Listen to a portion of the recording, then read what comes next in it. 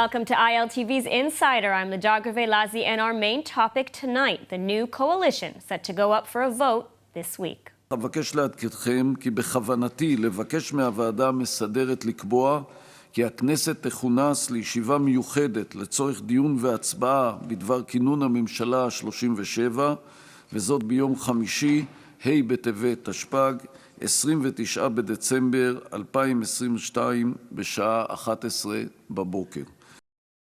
Knesset Speaker Yariv Levin officially announcing to the Israeli parliament at Monday's plenum that the new government will be put up for a vote this week, days before the January 2nd deadline. הסכמים קואליציוניים נוספים בקשר לכינון הממשלה שימסרו למזכיר הכנסת יובאו בפניכם כדין.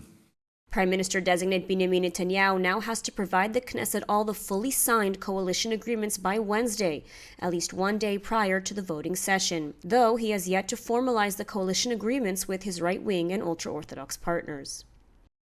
And on early Tuesday, Netanyahu came one step closer to finalizing the agreements after the Knesset voted 63 to 55 to pass two bills, preconditions by his coalition partners.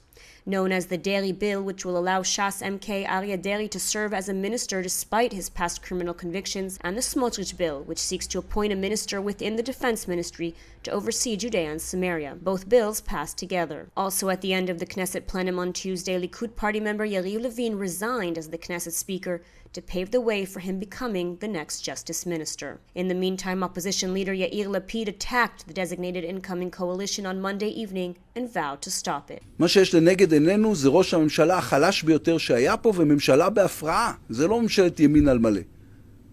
זו ממשלת טירוף על מלא. אין לנו שום כוונה לשבת בשקט בזמן שהם מפרקים מבפנים את מדינת ישראל. Lapid also released a photo together with the other opposition party leaders saying that when we return to power, we pledge to repeal all extreme legislation that harms democracy, security, the economy, and Israeli society. In response, Netanyahu issued a video calling on Lapid to accept the will of the people and transfer power to the incoming government in an orderly manner. לפיד, להפסיד בבחירות, זה לא קץ הדמוקרטיה, זה מהות הדמוקרטיה. ואתה מסרב לקבל את הכרעת העם. אתה ממריד את הציבור נגד הכרעת העם. אתה מפיץ שקרים אינסופיים נגד הממשלה הנבחרת. מה יהיה השלב הבא שלך? לשלוח את המפגינים שלך לטפס על גדרות הכנסת? אז אני קורא לך, נהג באחריות, קבל את הכרעת העם, תעביר את השלטון בצורה מסודרת, כדי שאנחנו נוכל לתקן את כל מה שהרסת בשנה וחצי האחרונות. And joining us now to discuss the latest is political analyst and editor of HistoryCentral.com, Mark Schulman, and member of the Likud Central Committee, Dor Harlap. Thank you for joining us. Hi, thanks for having us. All right, so a tough exchange between the incoming and outgoing prime ministers. We'll get to that in a minute. So much to discuss. The government is set to be sworn in on Thursday, and yet there's a lot more to be done before then. Mark, let's start with you. The last piece of legislation needed to finalize the coalition deals, the Ben-Gvir deal. Will Netanyahu get the coalition deal signed in time? Of course he will. I mean, they'll be done. It'll be done probably 5 minutes before the deadline, because that's the way Netanyahu has always operated. His coalition partners will try to get the maximum at the last possible moment. They've certainly gotten a tremendous amount based on what we've seen so far. It's really quite amazing to me, because his coalition partners really had nowhere else to go either. It was like, this was a game of chicken, but each time Netanyahu was the one who swerved, and his coalition partners kept on running down the road, so to speak. And they run him mostly off the road, which is a shame, because while I'm not a great supporter of his, he's the most moderate and normal of all the coalition partners. And he's the one who I wish would be the one who would be pushing more of the line, which he's losing to his coalition partners along the way in terms of religion, in terms of... If that's so... Mm-hmm. Dole, so I want to ask you... Yes. Dole, you know, okay. Mark saying that Netanyahu has lost control, has given too many concessions to his coalition partners. What is your take on that? So first of all, Lapid have just said in the video you just showed before that Netanyahu is the weakest prime minister ever. I don't think that a prime minister with 32 seats in the Knesset and all of the other parties are pretty much pledged loyalty to his leadership. I don't think it's weaker than 6 mandates prime minister, or alternatively, Yair Lapid as a prime minister in only for election period. Now, it is correct that the negotiations were not that easy for him, but it was not that easy for him because the other parties have many issues that would like to achieve. Now, I don't think that, how would I say that? Most of the issues that they request are more about as a reaction to the behavior of the Supreme Court in the last 10, 20 years. We see that in many positions. So the parties are trying to put their thoughts and their destination to put it in the coalition agreements before even the government is starting, because they want to put it. The reason he's the weakest is not because he has so many votes. It's because the same reason that he said that Olmert should resign, because someone under trial or under investigation has to worry about other things. He's weak because his choice was, if he's not become prime minister, there's a greater chance than not that he might end up in jail. So he's weaker in that sense. That's his weakness. It's not the number of votes. I believe that anyone who sees what's going on with Netanyahu's trial in the last few weeks and also in the last few months understand that he's not going to go to jail in any other circumstance. We just see an overstepping of the police and the judicial system, overstepping, using not democratic, undemocratic tools to use in any other Western or let's say democratic country in the world. We will never see things like that. There's the poisoned fruit thesis. We should apply that in Israel also, because we see that they're just overstepping. And I think that it's very important that the trial will continue in a very ordered manner to show and emphasize what's going on. I'm very happy that Netanyahu didn't sign any agreement to stop the trial, and I hope that it will be very clear to anyone. I don't think that the trial makes Netanyahu weak in this certain point. Now, Dor, I want to touch upon a point that you brought up. You said that the coalition agreements that Netanyahu needs to sign with his partners, everybody wants it ahead. There's all these preconditions. They want it written in writing ahead of time because of the Supreme Court. Now, I'm wondering, Mark, I'll pose this question to you. Could it be that the coalition partners want all these preconditions? We're seeing sort of a legislative blitz, which, correct me if I'm wrong, has been something that's been a little bit unprecedented. Why this legislative It's not unprecedented.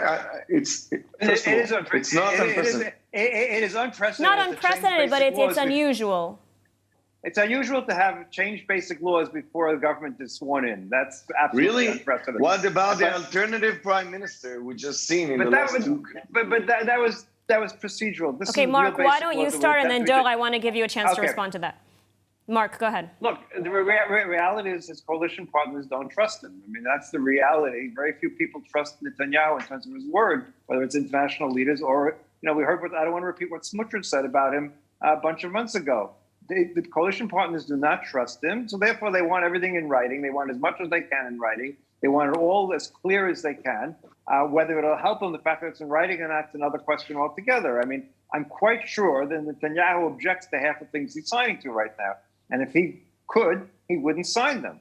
A lot of the things that are being signed with the Yadut Torah, without a question, are things that go against his basic principles economically, the things that he brought about, the changes he made that turned Israel partially into a startup nation, was all a result of some of the reforms that he made way back when as Minister of Economics.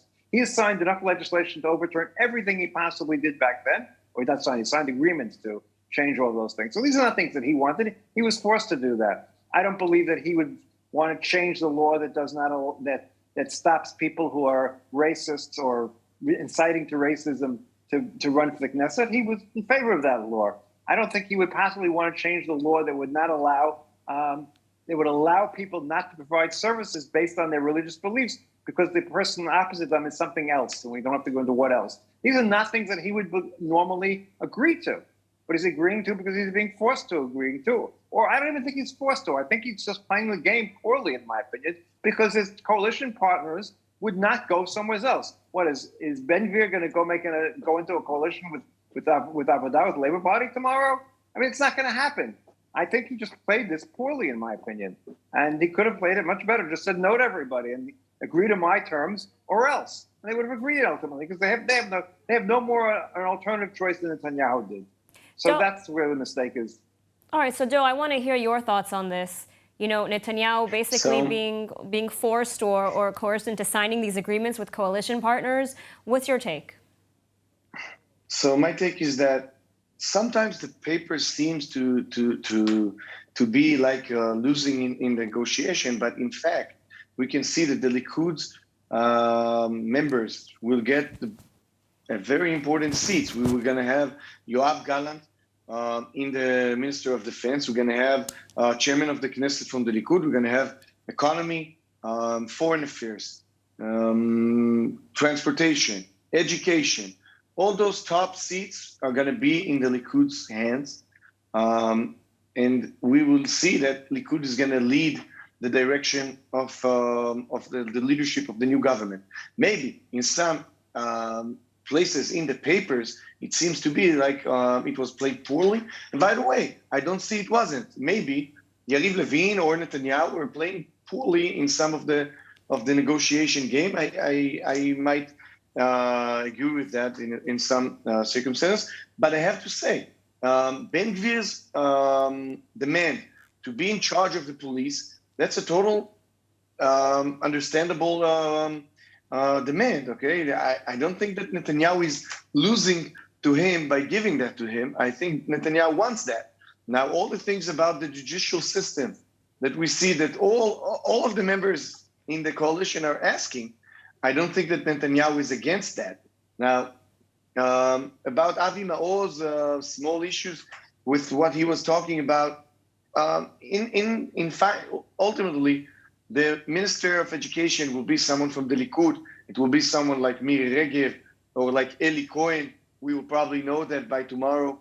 I don't think that they represent the major and common mainstream position in the Israeli society. I don't see a problem with that. The Likud with 32 seats is going to lead in all of the important issues. And I'm happy that someone like Ben-Gvir is saying, I will take charge of the police. He wants to be in charge. I think that's important and that's good. It's not a problem. Okay. So Mark, I want to ask, Dor is saying the Likud's still in charge. The Likud is leading this government. Yes, there are some extremists in the government, but the Likud, which is not, an extreme party. I don't want to use the word extremist because I don't think it's correct. Well, let's say right-wing, more right-wing, let's say, or ultra-Orthodox parties. So Dor is saying, the Likud is still going to take charge. The Likud is still going to lead. So, Mark, what is all this hysteria, let's call it, this, buildup that we're seeing? Before the government is even sworn in, we're already seeing waves of criticism, both from within Israel and from without Israel. Do you think it's justified? I mean, Dor is saying the Likud's taking the lead. Okay, first of all, the Likud is not exactly popular amongst everybody. So let's start with that. The Likud is the best of the worst, so to speak, from the perspective of people who oppose the government. The Likud is better than Ben-Gvir, certainly better than the ultra-Orthodox. So let's not say the Likud is everyone's favorite. But leave that part aside. The issues are twofold. One issue, the big issue on one level, is the future of the state of Israel and the future of the ultra-Orthodox communities. And what this agreement does is creates a autonomy for them in every which way. It pulls whatever power the education ministry had over their schools, that's no longer there. Gives them much, much, much more money, no incentive to work. All of those sort of things are taking place. And that's number one. I mean, the long-term future of the country, it cannot have a country where what is now 15, 20% will be 30 or 40% don't work or hardly work and don't serve in the army. So if we allow that to continue, and this is what this agreement basically does, it strengthens their ability to live separate from the rest of us, although on odd dimes. A survey came out today that the non-Haredi Israeli Jews pay 90% of the taxes in the country, and the average average Israeli Jewish non-Haredi pays 9 times as much taxes as the average Haredi. So that's problem number one. Problem number two is the issue of, we call it homophobic, but it's all these sort of issues where religion, this comes from the religious Zionists, not from the Haredim, where the attempt to try to influence general life. So that has to do with the statement of allowing people to deny services based on religion, so to speak. But it could be on anything. It could be based on race. It could be based on nationality. It could be based on anything. And that's something that was brought up, and it's part of the coalition agreement, and that's a red flag for a lot of people. That's like saying blacks in the United States could be denied to going to motels prior to the civil rights legislation. No, it's not. So wait, 1 second. It's exactly like that. Dole, It's 1 second. Exactly like that. There's no difference. So I want to ask Dole. Yeah, go ahead. So finish your thought. The final thought. The other issue is the division up of all of the responsibilities in the West Bank, taking it away from the IDF, giving it to two ultra-right parties, that they're being responsible for governance in different ways in the West Bank. And of course, that's also a problem in the sense that the IDF has been the ones who are ultimately responsible through all the years, and this is dividing that responsibility, and that can lead to all sorts of things. All right, so that's a whole other story. Two important points that Mark brought up I want to talk about. First of all, we did hear some very controversial comments this past week from members of Knesset from the Religious Zionism Party who have called to essentially saying that hospitals or hotels or whatever can choose who to provide services for. One was aimed at the LGBTQ community and the other at Arabs. So that's one thing. Netanyahu has been unusually quiet about those comments. We haven't heard any condemnation about them. Okay, great. So let's talk about that. And the second... 4 times. 4 times he condemned those issues. Okay, so that's important. So we'll talk about that. He's signing an agreement. And the second point is this Smotrich law, which passed into the Knesset today after a long vote, which will essentially create a new ministry or position for Bezalel Smotrich within the Defense Ministry, which will be responsible for overseeing Judea and Samaria. So let's talk about those 2 points. Dole, Mark saying these are bad things that are happening with this government. What's your take on that? Okay, so 2 things, 2 issues. The first issue that you were spoken about is about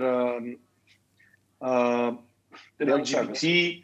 Yeah. So about that, I don't see any problem with what's going to happen. I believe that what they are asking, Orit Struk and other members of her party, is about because it's also a reaction to what we have seen that happening with the Supreme Court.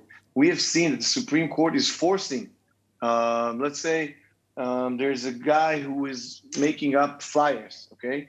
And he's printing flyers. And the LGBT Pride Parade in his city came to him and said, hey, we'd like you to copy that for us. And he said, I feel very uncomfortable copying that.